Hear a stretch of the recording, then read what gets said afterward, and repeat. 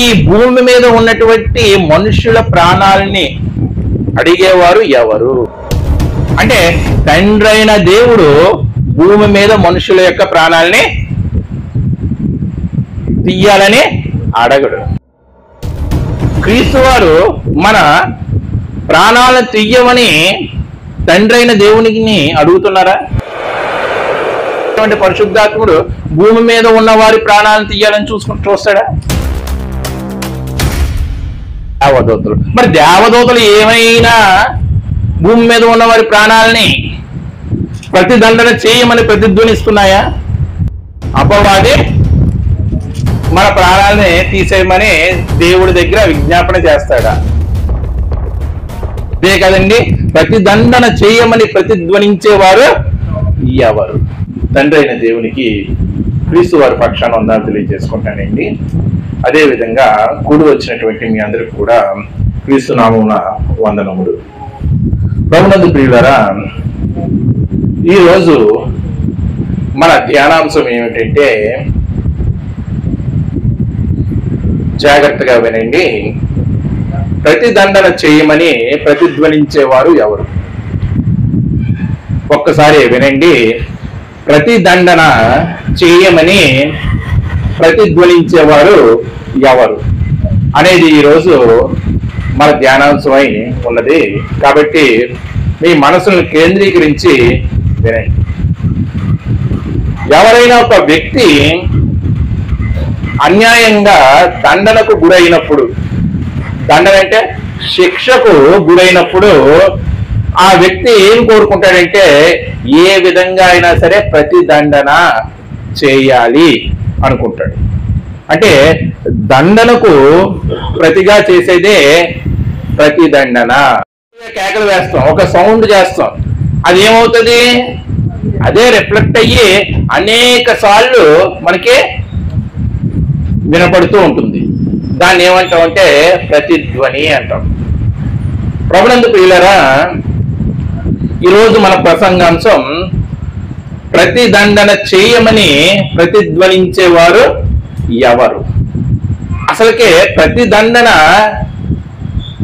తీర్చుకోవాలని కోరుకునేవారు ఎవరు? అసలుకే ఎవరికి ప్రతిదండన చేయమంటున్నారో ఈరోజు మనం ఆలోచిద్దాం. వాక్యపు టైటిల్ అయితే అర్థమైంది కదండి మీకు, వాక్యం యొక్క అంశం అయితే అర్థమైంది కదా మీకు. ఇక వాక్య భాగంలోకి వెళ్తే లూకాసు వార్త 12వ అధ్యాయం, లూకాసు వార్త 12వ అధ్యాయం అందరూ తీసి చూడండి, 16 నుంచి 20. యేసు ప్రభువు వారు చక్కగా చెబుతున్నటువంటి ఒక ఉపమానం అది. మరియు ఆయన వారితో ఈ ఉపమానము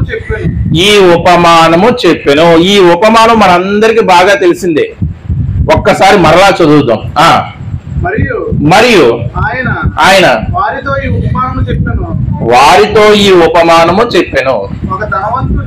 ఒక ధనవంతుని ఏం పండిందంటే భూమి సమృద్ధిగా పండెను. అప్పుడు అతడు నా పంట సమకూర్చుకున్నటకు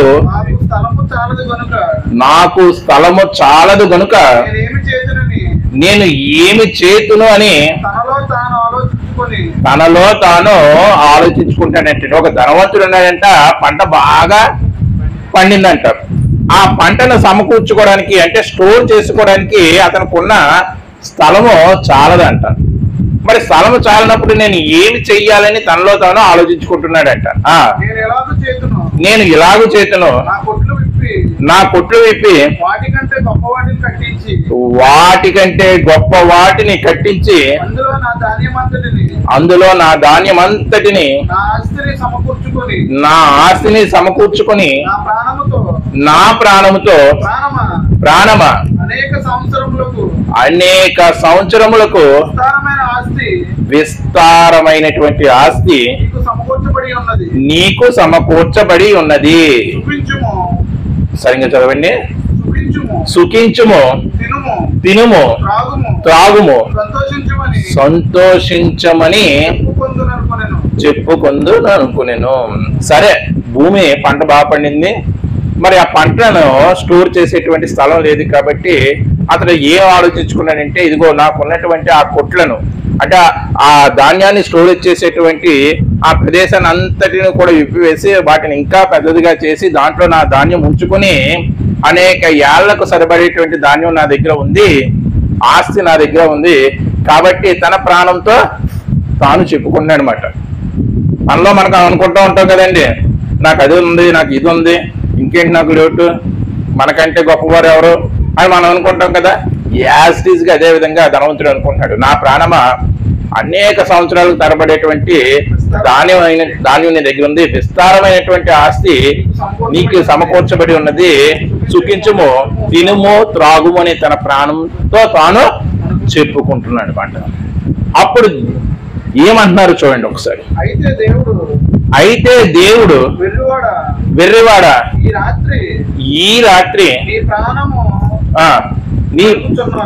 నీ ప్రాణము అడుగుచున్నారు, నీవు సిద్ధపరిచినవి అతనితో చెప్పాను. నువ్వు సిద్ధపరిచినవి ఎవరి వగునని అతనితో చెప్పాను. చాలండి.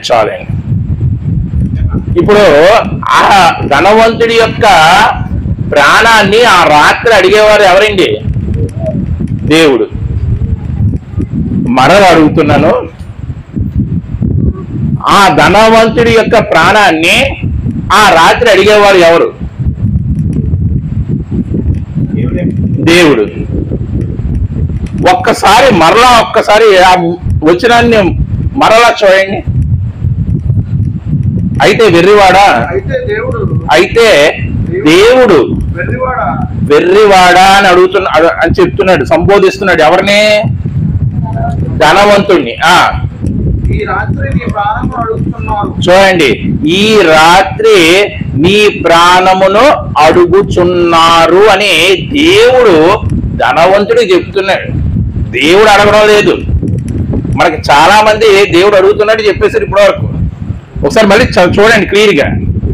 అయితే దేవుడు వెర్రివాడా, ఈ రాత్రి నీ ప్రాణమును అడుగుచున్నారు. అంటే భూమి మీద ఉన్నటువంటి మనుషుల ప్రాణాలను అడిగేవారు ఎవరండి? దేవుడు అడగడం లేదండి, అక్కడ అదే రాయబడి ఉంది.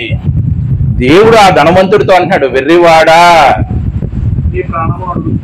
ఈ రోజు రాత్రి నీ ప్రాణమును అడుగుచున్నారు, నీ ప్రాణము పోతే నువ్వు సమకూర్చుకున్నది అంతా కూడా ఎవరి వగును అని అడుగుతున్నాడు అన్నమాట దేవుడు. భూమి మీద జీవిస్తున్నటువంటి మనుషుల యొక్క ప్రాణమును ఎవరు అడుగుతున్నారో దేవుణ్ణి ఈరోజు మనం తెలుసుకున్నాం. అదే కదండి, ప్రతిదండన చేయమని ప్రతిధ్వనించేవారు ఎవరు? అసలు యేసు ప్రభు వారు ఈ ఉపమానం అక్కడ ఉన్న వారికి చెప్పారు కదండి. ఈ ఉపమానం చెప్పడానికి కారణం ఏంటో ముందు తెలుసుకుందాం. ఈ ఉపమానం యేసు ప్రభు వారు ఒక ఉపమానం చెప్పారంటే అక్కడ పరిస్థితులను బట్టి ఆయన ఉపమానం చెప్తారు. అసలు ఎందుకు చెప్పారో ముందు ఆ కారణం తెలుసుకుందాం. అదే లూకా సువార్త 12వ అధ్యాయం 13వ వచనం. ఆ జన సమూహంలో ఒకడు బోధకుడు 13వ వచనం అండి, ఒక్కసారి చూడండి. ఆ జన సమూహంలో ఒకడు బోధకుడా, చూడండి, నా పిత్రార్జితములో నాకు పాలు పంచి పెట్టవలెనని నా సహోదరునితో చెప్పమని ఎవరిని? యేసుప్రభు వారిని అడుగుతున్నాడనమాట. ఒకడు వచ్చి, బోధకుడా, నా పిత్రాజీతంలో అంటే నా తండ్రి సంపాదించినటువంటి సంపాదనలో నాకు పాలు పంపులు ఇమ్మని నా సోదరుని నువ్వు అడుగు అంటే యేసుప్రభు వారిని ఇతడు ఏమని అర్థం చేసుకున్నాడు? ఆస్తి తగాదాలు తీర్చేటువంటి వాడిగా అర్థం చేసుకున్నాడు. ఏమని అర్థం చేసుకున్నాడండి? ఆస్తి తగాదాలు తీర్చేవాడిగా అర్థం చేసుకున్నారు. కొంతమంది ఏమని అర్థం చేసుకున్నారు? చక్కని భోజనం పెట్టేవాడిగా అర్థం చేసుకున్నారు. కొంతమంది ఏం అర్థం చేసుకున్నారు? స్వస్థతలు చేసేవాడిగా అర్థం చేసుకున్నారు. కొంతమంది మహత్కార్యాలు చేసేవాడిగా అర్థం చేసుకున్నాడు. ఇక్కడ ఉన్నటువంటి ఈ వ్యక్తి ఏమని అర్థం చేసుకున్నాడంటే, ఇదిగో నా తమ్ముడికి నాకు మా తండ్రి సంపాదించినటువంటి పిత్రాజీతంలో ఒక గొడవ వచ్చింది. అతడు నాకు నా తండ్రి సంపాదించినటువంటి ఆస్తి ఇవ్వడం లేదు. వారు ఏమంటారు? ఒకని కలిమి విస్తరించడం వల్ల అది వాని జీవమునకు మూలం కాదని ఎవరితో చెప్తున్నారు? ఆ ఆస్తిని పంచిపెట్టమని వచ్చాడు కదా, అతనితో చెబుతూ ఈ ఉపమానాన్ని చెప్పాడన్నమాట. అర్థమైందండి? యేసుప్రభు వారు ఆ ఉపమానాన్ని ఎందుకు చెప్పారో అర్థమైందా? చూడండి, ఆ ఉపమానంలో కూడా ఆస్తి గురించే ఆ ధనవంతుడు ప్రయాసపడుతున్నాడు. ప్రయాసపడ్డా? ప్రయాసపడ్డాడు. ఆ ఆస్తిలో ఏం చేద్దాం అనుకున్నాడు? సుఖిద్దాం అనుకున్నాడు, తిందాం అనుకున్నాడు, తాగుదాం అనుకుంటాడు. కానీ దేవుడు ఆ ధనవంతుడు ఏమంటాడంటే, ఓయి వెర్రివాడా, ఈ రోజు రాత్రి నీ ప్రాణమును అడుగుచున్నారు, కాబట్టి నువ్వు సంపాదించిన వాడిని ఏమగును అని అడుగుతున్నాడు వాడు. ఇంతకీ భూమి మీద ఉన్నటువంటి మనుష్యుల ప్రాణాలని అడిగేవారు ఎవరు అని ఆలోచిస్తే మనకి ఎన్ని లోకాలు ఉన్నాయండి? 3 లోకాలు. ఏంటి? పరలోకము, భూలోకము, పాతాళ లోకం. మరి ఈ 3 లోకాలలో 3 లోకాల్లో ఈ భూమి మీద ఉన్నటువంటి మనుష్యుల ప్రాణాలని అడిగేవారు ఎవరు? మనుష్యుల్ని యొక్క ప్రాణాలని ప్రతిదండనగా ఇమ్మని అడిగేవారు ఎవరు అని ఆలోచిస్తే, ప్రభునందు ప్రియులారా, మొదట పరలోకంలో ఎవరుంటారండి? తండ్రి అయినటువంటి దేవుడు ఉంటాడు. తండ్రి అయినటువంటి దేవుడు భూమి మీద ఉన్నటువంటి నరుల యొక్క ప్రాణాల్ని తీసేద్దాము అని కోరుకుంటాడండి? కోరుకోడు. ఒకవేళ అలా కోరుకుంటే మనకి ఈ ఆయుష్నే దేవుడు ఇవ్వడు.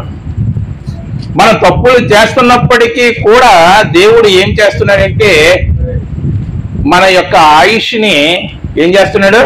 పొడిగిస్తున్నాడు అన్నమాట.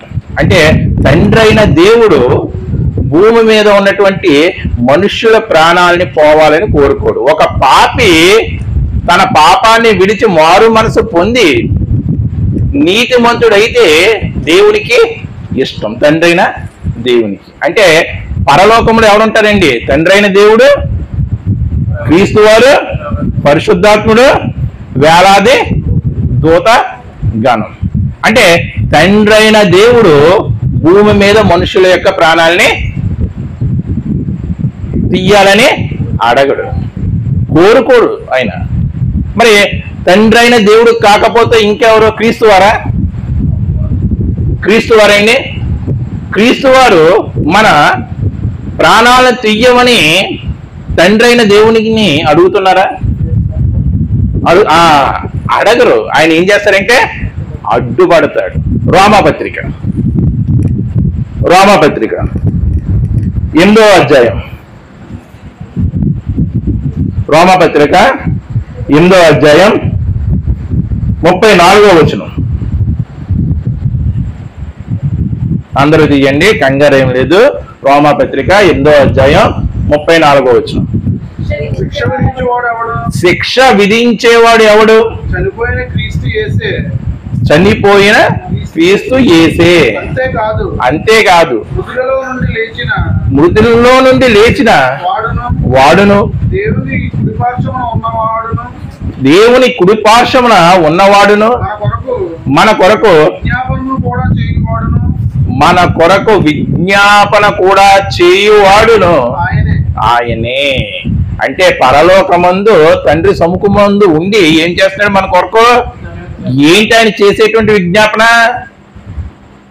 ఒక చెట్టు ఉందంట, ఆ చెట్టు ఫలించకపోవడం వల్ల ఆ భూమి యొక్క సారం పోతుందంట.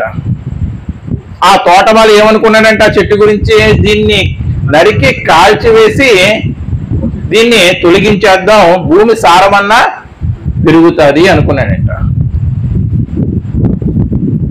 అప్పుడు ఆ తోటమాలి ఏమన్నాడంట, వద్దు, 1 సంవత్సరం చూద్దాం, దీని చుట్టూ గుయ్యి తీసి దీనికి చక్కని ఎరువు వేసి నేను పెంచుతాను, 1 సంవత్సరం ఓపిక పట్టు అని యజమానిని తోటమాలి బ్రతిమలాడుకున్నాడు. అంటే విజ్ఞాపన చేశాడు. ఆ ఫలించిన చెట్టు ఎవరు? నువ్వు, నేను. ఆ తోటమాలి ఎవరు? యేసుక్రీస్తు వారు. ఆ తోట యజమాని ఎవరు? తండ్రి అయినటువంటి దేవుడు. అంటే తండ్రి అయిన దేవుడు మన చేసినటువంటి పాపాలకి ఒకవేళ మన ప్రాణాలను తీయవలసి వస్తే, ఏంటంటే ప్రాణాలను తీయవలసి వస్తే అడ్డుకునేది ఎవరు? విజ్ఞాపన చేసేది ఎవరు? యేసుక్రీస్తు వారు. అంటే ఆయన కూడా భూమి మీద మనుషుల ప్రాణాలని అడగడు. ఇంకెవరున్నారు? పరిశుద్ధాత్ముడు. పరిశుద్ధాత్ముడు ఏమన్నా అడుగుతున్నాడా తండ్రి అయిన దేవుణ్ణి ఆలోచిస్తే, ప్రభునందు ప్రియులరా, అదే రోమపత్రిక 8వ అధ్యాయం 26వ వచనం. అటువలే ఆత్మయు మన బలహీనతలను చూచి సహాయము చేయుచున్నాడు. చూడండి, అటువలే ఆత్మయు మన బలహీనతలను చూచి ఏం చేస్తున్నాడంటే సహాయము చేస్తున్నాడంట. ఎలా అనగా మనము యుక్తముగా ఎలాగూ ప్రార్థన చేయవలనో మనకు తెలియదు కానీ, చూడండి దేవుడు చెప్తున్నాడు మనకు యుక్తముగా ఎలాగ ప్రార్థన చెయ్యవలనో మనకు తెలియదంట. మనం ఏమనుకుంటున్నాం? ప్రార్థనా వీరులు ఏంటంటే ఉంటారు కదా, ప్రార్థనా వీరులు. దేవుడు ఏమంటున్నాడు? మనకి యుక్తముగా ప్రార్థన ఎలా చేయాలో తెలియదంట. అంటే ప్రార్థనలో మనకి కావలసినవి, మనకు అవసరమైనవి అడగకుండా అనవసరమైనవి అడుగుతామని. మనకి అసలు ఈ యుక్తముగా ప్రార్థన ఎలా చేయాలో తెలియదంట. అలా తెలియనప్పుడు ఏం చేస్తున్నాడంట, ఉచ్చరింప సఖ్యము కాని మూలుగలతో ఆ ఆత్మ, ఆ పరిశుద్ధాత్మ తానే మన పక్షముగా విజ్ఞాపన చేయుచున్నాడు. ఎవరికి? తండ్రి అయినటువంటి దేవునికి. అసలకే ప్రార్థన ఎలా చెయ్యాలో కూడా, యుక్తముగా ఎలా చెయ్యాలో మనకు తెలియదంట. అవసరమైనవి అడగడం మానేసి అనవసరమైనవన్నీ కూడా అడుగుతాం.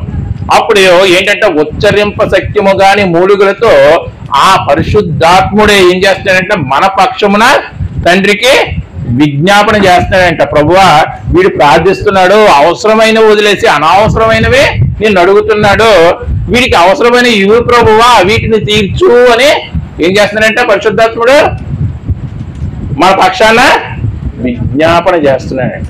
మరి మన పక్షాన విజ్ఞాపన చేసేటువంటి పరిశుద్ధాత్ముడు భూమి మీద ఉన్న వారి ప్రాణాలను తీయాలని చూస్తాడా? చూస్తాడండి? చూస్తాడా? అంటే తండ్రి అయిన దేవుడు భూమి మీద ఉన్న వారి ప్రాణాలని తీయాలని చూడడం లేదు. కుమారుడైనటువంటి క్రీస్తు వారు కూడా భూమి మీద ఉన్న వారి ప్రాణాలు తీయాలని చూడడం లేదు. పరిశుద్ధాత్మ దేవుడు కూడా భూమి మీద ఉన్న వారి ప్రాణాలని తీయాలని చూడడం లేదు. ఇంకెవరు మిగిలారండి? ఎవరు మిగిలారు? ఇంకా పరలోకంలో దేవదూతలు. మరి దేవదూతలు ఏమైనా భూమి మీద ఉన్న వారి ప్రాణాలని ప్రతిదండన చేయమని ప్రతిధ్వనిస్తున్నాయా అని ఆలోచిస్తే చూడండి, హెబ్రీ పత్రిక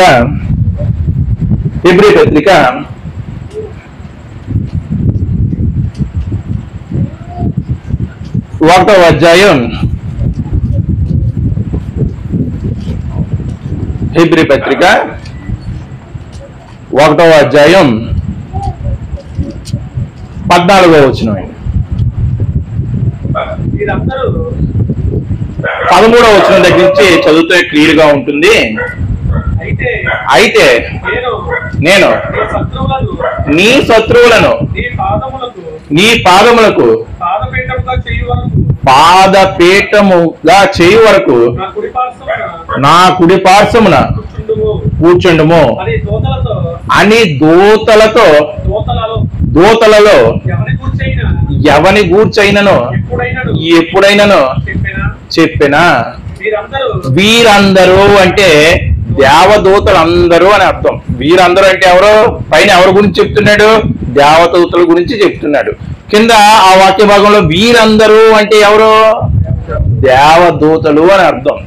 వీరందరూ రక్షణ అను స్వాస్థ్యము పొందబోవు వారి పరిచారము చేయుటకై పంపబడిన సేవకులైన ఆత్మలు కారా. ఈ రక్షణ అనే స్వాస్థ్యాన్ని పొందేవారు ఎవరండి? భూమి మీద భక్తులుగా ఉన్నటువంటి మనము రక్షణ అనే మహాభాగ్యాన్ని పొందబోతున్నాం. ఏంటండి? భూమి మీద బతుకుతున్నటువంటి మనం రక్షణ అనే మహాస్వాస్థ్యాన్ని మహాభాగ్యాన్ని పొందబోతున్నాం. ఇటువంటి మహాభాగ్యాన్ని పొందబోతున్న వారికి దేవుడు సేవకులు నియమించాడంట. ఏంటండి? సేవకులు నియమించాడంట. దేనికి సేవకులు అంటే? పరిచారము చేయడానికి. ఎవరా సేవకులు? ఎవరండి ఆ సేవకులు? వీరందరూ అన్నాడు. ఎవరా వీరందరూ? దేవదూతలు. అంటే దేవదూతలు రక్షణ అనే స్వాస్థ్యం పొందేటువంటి మనకు పరిచారం చేయటానికి దేవుడి చేత నియమించబడినటువంటి సేవకులు. ఆకాశమా ఆలకించు, భూమి చెవి యొగ్గుము. నేను పిల్లల్ని పెంచి గొప్పవారిగా చేసి తిని. అంటే తన దూతలనే దేవుడు ఏం చేశాడంటే ఆకాశంగా మార్చాడు, తన దూతలనే భూమిగా మార్చాడు. అందుకే ఆకాశమా ఆలకించు, భూమి చెవి యొగ్గుము అంటున్నాడు. అంటే ఈ పంచభూతాలు అనేవి ఏంటి? దూతలు. ఏంటండి? దూతలు. ఈ భూమి మనకి ఏం చేస్తుంది? పరిచారం చేస్తుందా లేదా? నువ్వు దున్నుతుంటే ఏం చేస్తుంది? ఫలం ఇస్తుంది. ఆకాశం నీకు కావలసినటువంటి వేడిస్తుంది, వర్షం ఇస్తుంది, ఋతువుల్ని, మంచుని, అన్నిటినీ కురిపిస్తుంది. అంటే ఈ పంచభూతాలు అనేవేంటి? మనకు పరిచారము చేయడానికి దేవుడు నియమించినటువంటి దేవదూతలు. ఏంటండి? దేవదూతలు. మరి మనకు సేవకులైనటువంటి దేవదూతలు మన ప్రాణాలని తీయాలని దేవుడిని అడుగుతారా? అడుగుతారండి? అంటే పరలోకంలో తండ్రి అయినటువంటి దేవుడు అడగడం లేదు, కుమారుడైనటువంటి క్రీస్తు అడగడం లేదు ప్రాణాలని, పరిశుద్ధాత్మ దేవుడు అడగడం లేదు. మనకి సేవకులైనటువంటి దేవదూతలు కూడా అడగడం. అంటే పరలోకంలో ఎవ్వరూ అడగడం లేదు. మరి భూమి మీద ఎవరన్నా అడుగుతున్నారా? ప్రభువా నాకు వాడికి పడదు కాబట్టి వాడి ప్రాణం తీసామని ఎవరన్నా ప్రార్థిస్తారు? ప్రభుని నమ్ముకున్నవాడు ఎవరన్నా సరే. అంటే భూమి మీద మనుషుల ప్రాణాలను తీయమని మనుషులు ఎటువంటి పరిస్థితుల్లో అడగకూడదు కూడా. అదే యేసు ప్రభు వారు చక్కగా ఒక మాట చెప్తున్నారు. చూడండి మత్తయి సువార్త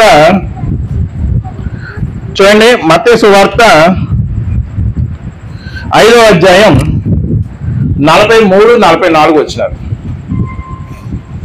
నెమ్మది తీయండి, కంగారేం లేదు. మత్తయి సువార్త 5వ అధ్యాయం 43-44 వచ్చినారు. నీ పొరుగు వాణ్ణి ప్రేమించి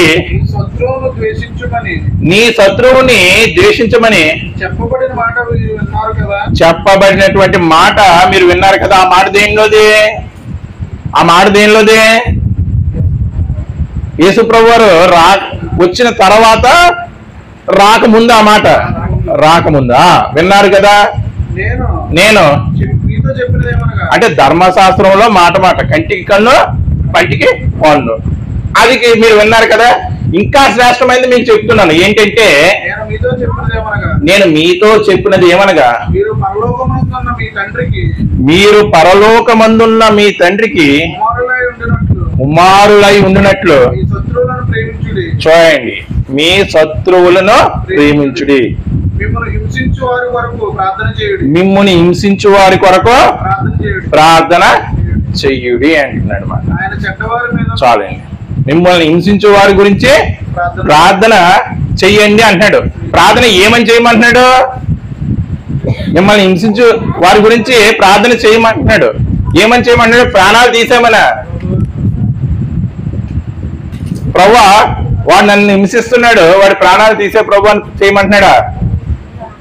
శత్రువును ప్రేమించి వాడు బాగుపడాలని ప్రార్థన చేయమంటున్నాడు అన్నమాట. అంటే భూమి మీద ఏ మనుష్యుడు కూడా తన యొక్క తోటి మనుషుల యొక్క ప్రాణాన్ని తీసివేయమని దేవుడుని అడిగే వీలు లేదు. అంటే పరలోకం అయిపోయింది, భూలోకము అయిపోయింది. మిగిలి ఉన్నటువంటి లోకం ఏంటి? మిగిలి ఉన్నటువంటి లోకం ఏంటి? పాతాళం. ఆ పాతాళ లోకానికి వెళ్ళక ముందు అపవాది ఏమైనా మన ప్రాణాలను అడుగుతాడు. అపవాది మన ప్రాణాలని తీసేయమని దేవుడి దగ్గర విజ్ఞాపన చేస్తాడా? చెప్పండి మీరు. వాడికి ఆ పవర్ ఉందా?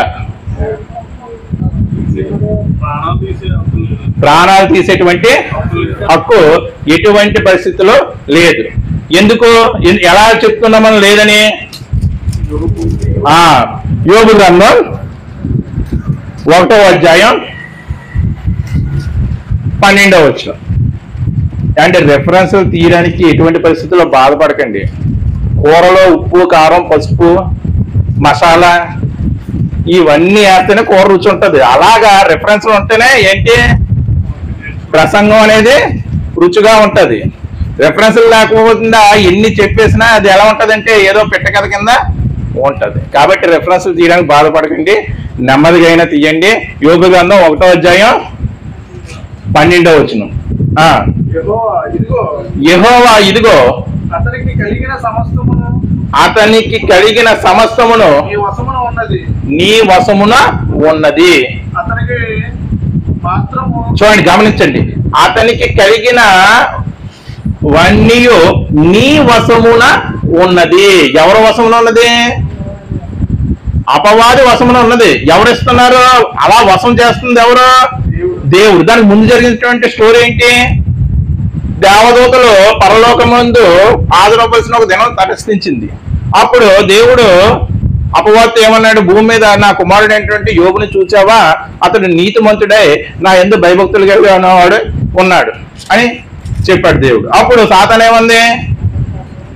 ఊరగానే ఉన్నాడా? నువ్వు అతని చుట్టూ తనకి కలిగి ఉన్నదాని చుట్టూ కంచి వేసావు, ఒక్కసారి ఆ కంచి తీసే, అప్పుడు ఏమవుతుందో నేను చూస్తాను అంటే దేవుడు పర్మిషన్ ఇస్తూ 12వ వచనం చెప్తున్నాడు అనమాట.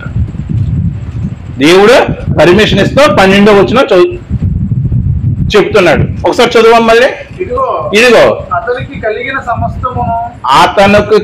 సమస్తమును నీ వశమున ఉన్నది. ఎవరి వశమున ఉంది? ఎవరు చేశారు ఆ వశము? అంటే మనల్ని ఏమన్నా చెయ్యాలంటే ఎక్కడ పర్మిషన్ తీసుకోవాలి? వాడు దేవుని దగ్గర పర్మిషన్ తీసుకోవాలి. ఇంకేంటి? అతనికి మాత్రము ఏ హాని చేయకూడదని అపవాదితో సెలవీయగా వాడు యెహోవా సన్నిధి నుండి బయలు వెళ్ళెను. అంటే అపవాది మనల్ని ముట్టుకోవాలి అంటే ఎవరు పర్మిషన్ ఉండాలి? దేవుడు వశం చేస్తే గాని మనల్ని వాడు ఏం చేయలేడు, ముట్టుకోలేడు, మన ప్రాణాలని తీయలేడు. అందుకే దేవుడు అంటాడు, నువ్వు అతన్ని ఏమన్నా చేసుకో కానీ అతని ప్రాణానికి ఎటువంటి హాని తలపెట్టొద్దు అంటాడు. అంటే అపవాది కూడా భూమి మీద ఉన్న వారి ప్రాణాలు తీసేమని దేవునితో అడగడం లేదు. మరి ఇంకెవరు మిగిలారు? పాతాళ లోకం. పాతాళ లోకంలో ఏముంటాయండి? చనిపోయిన వారి ఆత్మలు. అంటే నీతిమంతులైనటువంటి ఆత్మలు ఉంటాయి, అనీతిమంతులైనటువంటి ఆత్మలు ఉంటాయి. పాతాళము రెండు భాగాలండి. ఒకటి పరదేశు, రెండు వేదన పొందే స్థలం. ఎలా చెప్పగలం రెండు భాగాలని? అబ్రహాము లాజరు యొక్క ఉదంతం. అబ్రహాము చనిపోయిన తర్వాత కాదు, అతడు నెమ్మది పొందే స్థలానికి వెళ్ళాడా లేదండి? అబ్రహాము నెమ్మది పొందే స్థలానికి వెళ్ళిపోయాడు, ముందే వెళ్ళిపోయాడు. లాజరు మృతి పొందాడు, అతడు కూడా దేవదూతల చేత కొనుక్కోబడి అబ్రహాము రొమ్మున ఆనుకున్నాడు. ధనవంతుడు చనిపోయాడు, అతడు ఎక్కడికి వెళ్ళాడు? వేదనకరమైనటువంటి స్థలంలో ఉన్నాడు.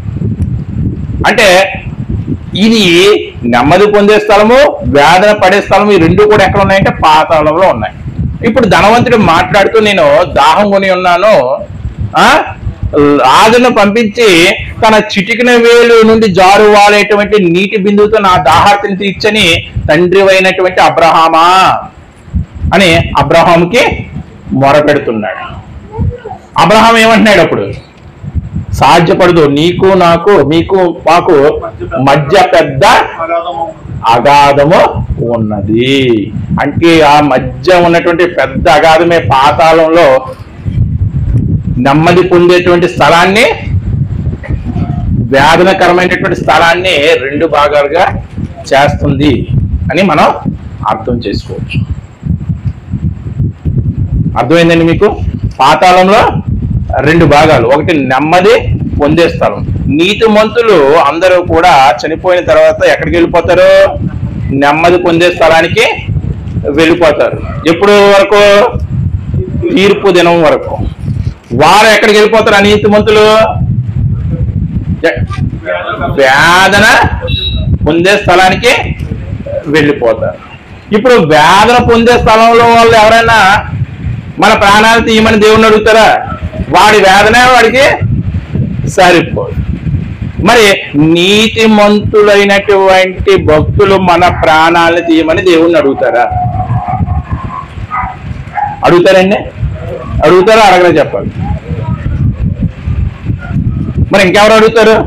పరలోకం అయిపోయింది, భూలోకం అయిపోయింది, పాతాళంలో రెండు భాగాలు. ఆ రెండు భాగాల్లో వేదన పొందేవారు అడగరు. ఇక చివరిగా మిగిలింది ఎవరో? సాతాను కూడా అయిపోయింది. ఇక చివరిగా మిగిలింది ఎవరో? నీతిమంతులైనటువంటి ఆత్మలు. వారు ఏమని అడుగుతారా? అడుగుతారండి? వారే అడుగుతున్నారండి, వారే అడుగుతున్నారు. ప్రకటన గ్రంథం, ప్రకటన గ్రంథం 6వ అధ్యాయం. ప్రకటన గ్రంథం 6వ అధ్యాయం 9వ వచనం. అందరూ తీయండి. ప్రకటన గ్రంథం 6వ అధ్యాయం 9వ వచనం. ఆయన 5వ ముద్ర విప్పినప్పుడు దేవుని వాక్యము నిమిత్తమును తామిచ్చిన, చూడండి, సాక్ష్యము నిమిత్తమును వధింపబడిన వారి ఆత్మలను బలిపీఠము కింద చూచితిని. వారు, చూడండి, బలిపీఠం అంటే భూమి అండి. బలిపీఠం అంటే భూమి. వారు ఎక్కడ చనిపోయారంట? భూమి మీద చనిపోయారంట. ఎందుకు చనిపోయారంట? ఒక్కసారి మళ్ళీ చదువమ్మా. ఆయన 5వ ముద్ర ఇప్పినప్పుడు దేవుని వాక్యం నిమిత్తం చనిపోయారంట. తాము ఇచ్చిన సాక్ష్యం నిమిత్తం చనిపోయారంట. వధింపబడిన వారి ఆత్మలు బలిపీఠము కింద చూచితిని. బలిపీఠము అంటే భూమి. అంటే హతసాక్షులు అందరూ కూడా ఎక్కడ చనిపోయారు? భూమి మీదే కదా. బలిపీఠము భూమి. అంటే భూమి కింద ఏ లోకం ఉంది? పాతాళ లోకం. భూమి పైన ఏ లోకం ఉంది? పారలోకం. ఎక్కడ చూస్తున్నాడు భక్తుడు ఇప్పుడు వారిని? భూమి కింద, బలిపీఠము కింద చూచితిని. వారు ఏమంటున్నారంట చూడండి, నాదా సత్య స్వరూపి పరిశుద్ధుడా, జాగ్రత్తగా చూడండి, ఎందాక తీర్పు ముందువు మా రక్తము నిమిత్తము ఎవరికండి? మా రక్తము నిమిత్తము భూనివాసులకు మా రక్తము నిమిత్తము, నీ వాక్యము నిమిత్తము, మా సాక్ష్యము నిమిత్తము మా ప్రాణాలు అర్పించాము కదా, మా రక్తము చిందించబడింది కదా భూమి మీద, దీని నిమిత్తము నువ్వు ఎన్నాళ్ళు భూ నివాసులకు ప్రతిదండన చేయక ఉందు అని ప్రతిధ్వనిస్తున్నారంట. ఏం చేస్తున్నారంటే బిగ్గరగా కేకలు వేస్తున్నారంట. ఎవరితో? ఎవరి దగ్గర? దేవుని దగ్గర. నాదా సత్య స్వరూపి. ఎవరు? దేవుడు. పరిశుద్ధుడా. అది ఏదో పదాల కింద రాయబడ్డాయి కానీ మన ఎమోషన్ లో చెప్తేనండి అర్థమవుతుంది మనకి. నాదా సత్య స్వరూపి పరిశుద్ధుడా, మా ప్రాణం నిమిత్తము ఈ లోక నివాసులకి ఎన్నాళ్ళు ప్రతిదండన చేయక ఉందు అని బిగ్గరగా కేకలు వేసి అడుగుతున్నారంటే ఎవరినే? న్యాయం తీర్చమని. మమ్మల్ని దండించారు, వారిని ప్రతిగా దండించు, వారిని ప్రతిదండన చెయ్యి, వారి ప్రాణం తీసే, వారికి బ్రతికే హక్కు లేదు. ఇప్పుడు ధనవంతుడు యొక్క ఉపమానం దగ్గరికి రండి. ప్రాణమా, విస్తారమైనటువంటి ఆస్తి సమకూర్చబడి ఉంది, సుఖించుము, తినుము, త్రాగుము అన్నాడు. అప్పుడు దేవుడు ఏమంటున్నాడు? వెర్రివాడా. ఏమంటాడండి? వెర్రివాడా, ఈ రోజు రాత్రి నీ ప్రాణమును అడుగుచున్నారు. అడిగిన వారి యొక్క అభ్యర్థనను బట్టి నీ ప్రాణాన్ని తీస్తే నువ్వు సంపాదించినవన్నీ కూడా ఏమగును? ఎవరు అడుగుతున్నారు? ఎవరు అడుగుతున్నారు? నీతిమంతులు, హతసాక్షులు, నిర్దాక్షిణ్యంగా చంపబడిన వారు దేవుని కోసం బ్రతకని మనల్ని చంపేమని అడుగుతున్నారు అన్నమాట. తమకు అన్యాయం చేసేవారిని చంపేమని అడుగుతున్నారు. ఈ వాక్య భాగాన్ని ఇప్పటి వరకు ఎవరు అడుగుతున్నారని చెప్పారండి? దేవుడే అడుగుతున్నాడని చెప్పారు. దేవుడే అడుగుతారు, దేవుణ్ణి అడుగుతున్నారు. హతసాక్షులు. దీనికి ఇంకా క్లారిటీ రావాలంటే మత్తయి సువార్త 23వ అధ్యాయం 35వ వచనం. మత్తయి సువార్త 23వ అధ్యాయం 35వ వచనం.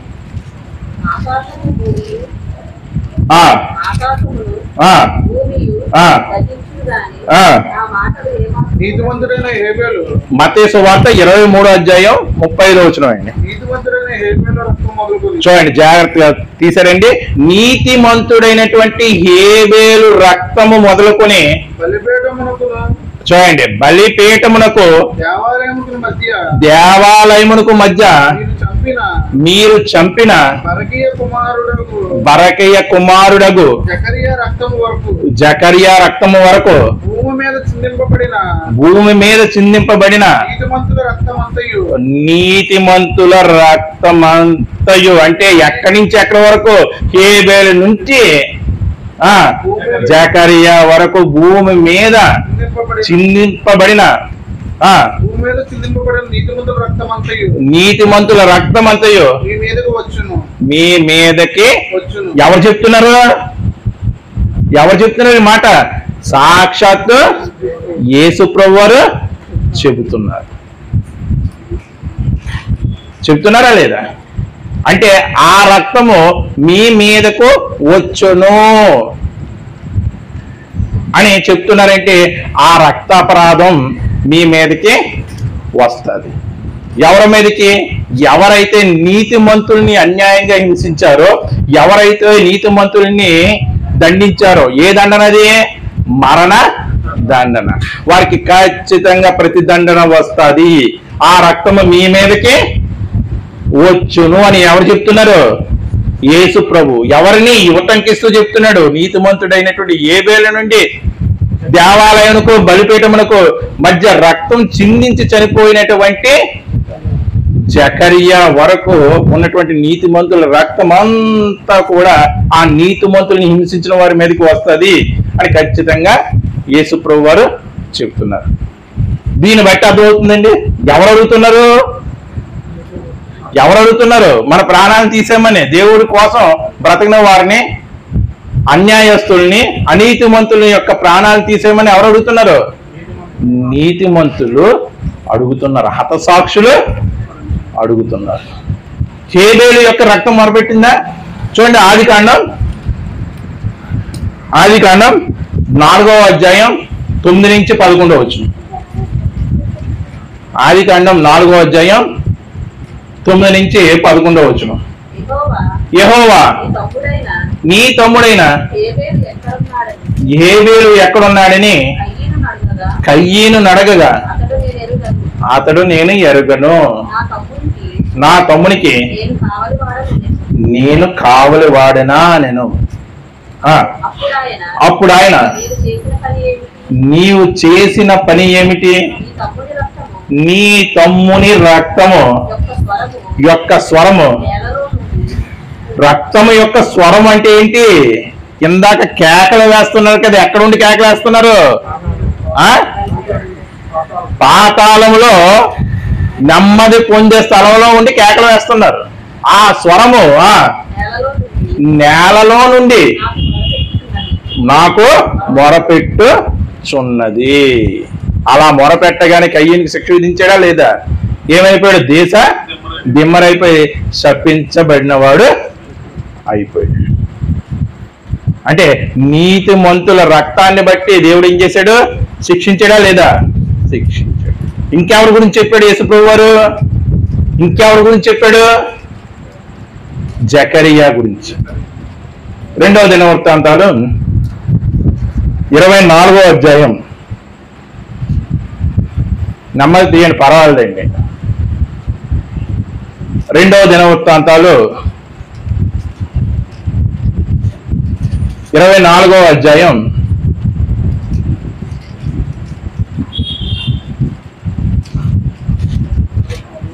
మనకి రెఫరెన్స్ తీయకపోవడం వల్ల బైబిల్ అర్థం కావట్లేదండి. 24వ అధ్యాయం 20 నుండి 22 వచ్చినారు. అప్పుడు దేవుని ఆత్మ యాజకుడగు కుమారుడైన జకరియా మీదకు రాగా, అంటే జకరియా మీదకి దేవుని ఆత్మ వచ్చింది. అప్పుడు అతడు జనుల ఎదుట నిలువబడి, చూడండి, ఒక మంచి చెప్తున్నాడు జకరియా. మంచి చెప్తున్నాడు ఎవరికి? జనులకి. అది అతనికి జనులకి నచ్చలేదు. మీరెందుకు యెహోవా ఆజ్ఞలను మీరుచున్నారు, మీరు వర్ధిల్లరు.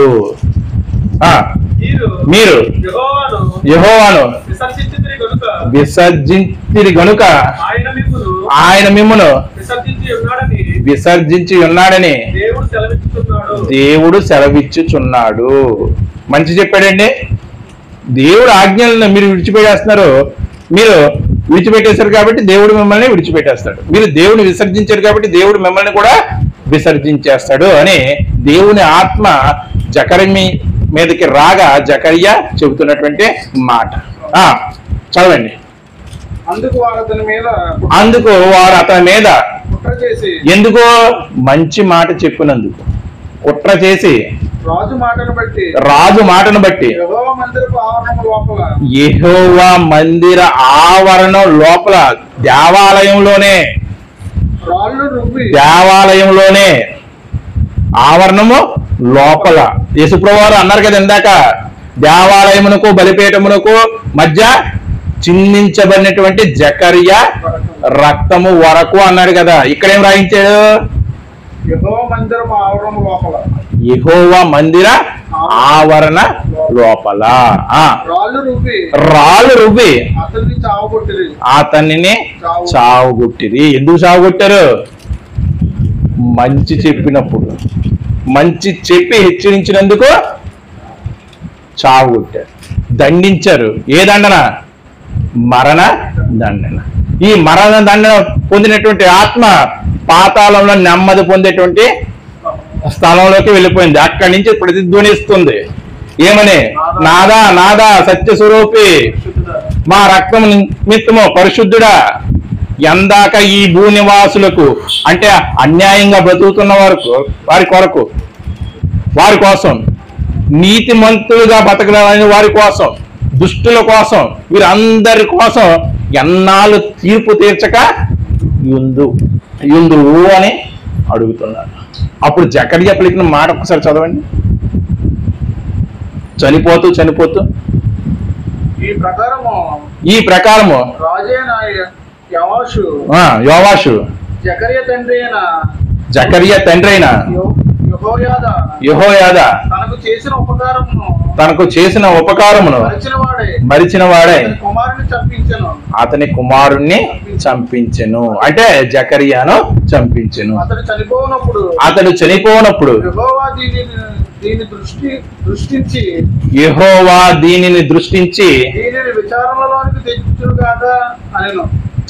చనిపోతూ ఏమన్నాడంటే, యెహోవా దీనిని దృష్టించి దీన్ని విచారణలోనికి తెచ్చునుగాక. అంటే జకర్యాకి అర్థమైపోయిందండి. మరి ఇప్పుడు జకర్యా ఆత్మ కూడా పాతాళంలో ఉన్నటువంటి నెమ్మది పొందేటువంటి స్థలంలో కూడా ప్రాణాలు తీసే అని దేవుని మొరపెడుతుందా లేదా? మొరపెడుతుంది.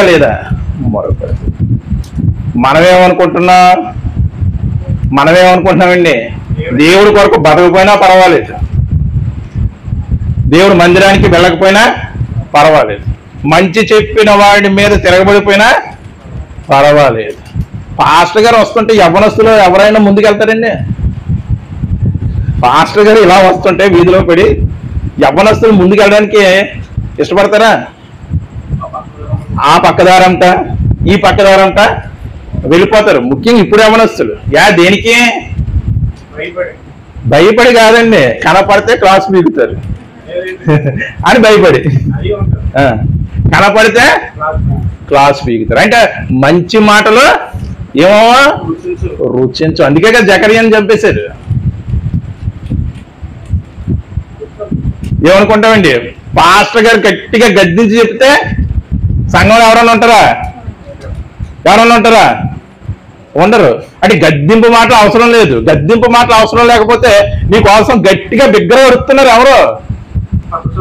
హతసాక్షులు. ఎక్కడండి? గద్దింపు మాటలు నీకు అవసరం లేకపోతే నీ గురించి గట్టిగా వరుస్తున్నారు. పాతాళంలో నెమ్మది పొందే స్థలంలోంచి హతసాక్షులు, నీతిమంతులు.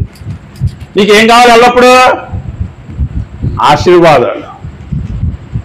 వారిని శపించు ప్రభువా అని వారు మొత్తుకుంటుంటే నీకేం మాట కావాలి? ఆశీర్వాదం. ఇవ్వగానే మనస్సు ఎక్కడ లేని సంతోషం వచ్చేస్తుందండి. ఎక్కడ లేనటువంటి గద్దింపు మాట. ఆ పాస్టర్ గారు ఏంటండి బాబు అలా చెప్తారు? మరి అలా చెప్పకపోతే వాళ్ళు ఊరుకోరు. ఎక్కడ కింద ఉన్నవారు వాళ్ళు ఊరుకుంటారా? అలా చెప్పి నిన్ను గద్దించి నిన్ను మార్చకపోతే వాళ్ళు ఊరుకుంటారా? దేవుడి దగ్గరే గోల పెడేస్తున్నారు వాళ్ళు. దేవుడి దగ్గర ఏం చేస్తున్నారు? గోల పెడేస్తున్నారు. ఏమని? ప్రతిదండన చెయ్యమని ప్రతిధ్వనిస్తున్నారు. ఎప్పుడు? ఎల్లవేళలా ఇంకా రీసౌండ్ వచ్చేస్తుంది. పాతాళం ఏమొచ్చేస్తుందండి? రీసౌండ్. దేవుడేమో ఆగుతున్నాడు. ఈ సంవత్సరం చూద్దాం. మనకి ఏమన్నా బోధపడుతుందండి ఇది? జనవరి 1వ తారీఖు నిర్ణయం తీసుకుంటాం ఈ చెడు అలవాటు మానేయాలని. ఒక వారం ఉంటాం, గట్టిగా ఉంటుంది. జనవరి నెల, ఫిబ్రవరి నెల నుంచి మామూలే. ఫిబ్రవరి నెల నుంచి మన గోల మందే, కింద వారి గోల కింద వారిదే. దేవుడు చేస్తాడు. దేవుడి యొక్క సహనానికి కూడా ఏముంటది హద్దు ఉంటుంది. సొదొమ గొమొర్రాల యొక్క మొర దేవుని సన్నిధిలో ఏమైందంట? గొప్పదైపోయిందంట. ఏం చేశాడు? వెంటనే అగ్ని గంధకాలు దించి భస్మీపటలం చేసాడు. ఏం చేశాడు? భస్మీపటలం చేసేసాడు. ఏమండి, నాకు అది ఉంది, నాకు ఇది ఉంది, నేను చాలా హ్యాపీగా ఉన్నాను, చాలా హ్యాపీగా లైఫ్ని లీడ్ చేసేస్తున్నాను అని మనం అనుకుంటున్నాం. కానీ మన వెనకాల ఎంత స్టోరీ జరుగుతుంది. ఎంత స్టోరీ పాతాళం నుంచి స్కెచ్ పడుతుంది. ఎవరికే? భూలోకంలో ఉన్న నివాసుకి. ఎవరు వేసే స్కెచ్? అది నీతిమంతులు వేసే స్కెచ్. ఆ స్కెచ్ ని అమలుపరిచేది ఎవరు? ఏమైనా తిరిగి ఉంటుందా? మనుషులు వేసే స్కెచ్లు ఏమైనా పొరపాటు అయ్యి మిస్ అయ్యి వచ్చేమో. నీతిమంతులు వేస్తున్నారు స్కెచ్. ఎవరికి? అనీతివంతులైనటువంటి మనకు. అమలుపరిచేది ఎవరు? దేవుడు. కానీ సమయం ఇస్తున్నాడు దేనికి? క్రీస్తుని చూసి మాట్లాడు. పరిశుద్ధాత్ముడు కూడా మన పక్షాన్ని ఏం చేస్తున్నాడు? ప్రార్థన ఎలా చెయ్యాలో మనకు తెలియనప్పుడు ఆయన చేస్తున్నాడు, విజ్ఞాపన చేస్తున్నాడు. చివరిగా మాట చూసి ముగించుకోవచ్చు. కీర్తన గ్రంథం 79వ సంకీర్తన. కీర్తన గ్రంథం 79వ సంకీర్తన 10వ వచనం చూడండి. వారు దేవుడు ఎక్కడ ఉన్న అందరూ తీయండి. 79వ సంకీర్తన 10వ వచనం. వారు దేవుడు ఎక్కడ ఉన్నాడని అన్యజనులు పలుకునేలా మేము చూచుచుండగా వార్చబడిన నీ సేవకులు రక్తమును గూర్చిన ప్రతిదండన జరుగునట్లు అన్యజనులకు తెలియబడనిమ్ము. అంటే సువార్తకి వెళ్తుంటే ఏం చేస్తున్నారండి? మంచి మాట చెప్పడానికి సమాజంలోకి వెళ్తే ఏం చేస్తున్నారు? అడ్డుకుంటున్నారు, దూషిస్తున్నారు, రక్తం వచ్చేలాగా కొడుతున్నారా లేదా? కొడుతున్నారు. చిందించబడినటువంటి రక్తం యొక్క మొర ఎక్కడికి వినపడుతుంది? అదే అంటున్నాడు కదా 10వ అధ్యాయంలో. ప్రతి దండన ఎక్కడికి వెళ్తుంది? ప్రతిదండన చేయులాగా ఎవరిని ప్రేరేపిస్తుంది? దేవుణ్ణి ప్రేరేపిస్తుంది. ఎంత జాగ్రత్తగా ఉండాలండి మనం? ఎంత జాగ్రత్తగా ఉండాలండి? ఇప్పుడు వరకు అపవాది మనల్ని నాశనం చేసేస్తున్నాడు, వాడే మనల్ని పాడు చేసేస్తున్నాడు అనుకుంటున్నాం. కానీ మన అజ్ఞానం నిమిత్తం, మన అవినీతి నిమిత్తం మన ప్రాణాలు తీయమని ఎవరు అడుగుతున్నారు? నీతిమంతులైనటువంటి హతసాక్షులైనటువంటి ఆత్మలు దేవునికి మొరపెడుతున్నాయి. ప్రమాదంలో ఉన్నావా లేదా? ప్రమాదంలో ఉన్నావా లేదండి? భక్తులైనటువంటి మనం ఉన్నావా లేదండి?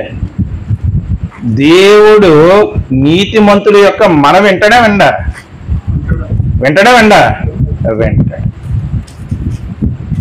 అంటే మనం ఎంత ప్రమాదంలో ఉన్నాం అర్థమవుతుంది మనకి? అర్థం కావడం లేదు. ఇంకేం కోరుకున్నాం? ఆశీర్వాదాలు జల్లు, పరలోకపు వాకిలిప్పి ఏమివ్వాలంట? ఆశీర్వాదాలు. నీ అవినీతే, నీ అధర్మమే, నీ పాపమే. ఏది విడిచిపెట్టవు. కానీ నీకు ఎక్కడి నుంచి వచ్చేస్తాయి? నిజంగా దైవజనుడు పలికినంత మాత్రం వచ్చేస్తాయా? వాళ్ళు రానిస్తారా? కింద ఉన్న వాళ్ళు రానిస్తారా? నీ మీద శాపాన్ని గుప్పించమని చెప్తున్నాడు ఒక నీతిమంతుడు.